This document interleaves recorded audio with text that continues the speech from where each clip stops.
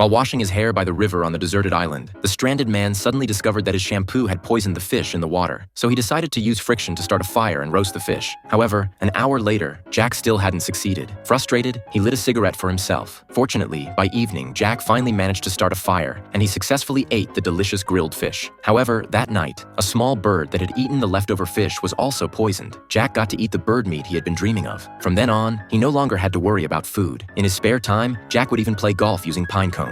One day, however, he suddenly found a beef noodle package, and Jack discovered there was still a seasoning packet left inside. The image of noodles on the package instantly sparked Jack's appetite. He decided that no matter what, he had to have a bowl of beef noodles. So Jack immediately began collecting undigested seeds from bird droppings. Then he cleared land and used his own feces as fertilizer. Jack even made a scarecrow out of his old clothes. After 6 months of hard work, he finally welcomed the harvest season. Jack not only obtained plump corn, but also harvested peanuts and peppers. He ground the corn into flour, added water, and kneaded it into dough. Then he cut the dough into noodles and put them in a pot. Next, he carefully took out the seasoning packet and poured it into the noodles. After more than 200 days, Jack finally ate the noodles he had been longing for. He shed tears of excitement. However, that night, a rainstorm swept across the deserted island. All his crops were washed away by the storm, and even the duck shed where Jack slept was carried off by the floodwater. Overnight, he was left with nothing again. But just then, two sanitation workers suddenly discovered Jack.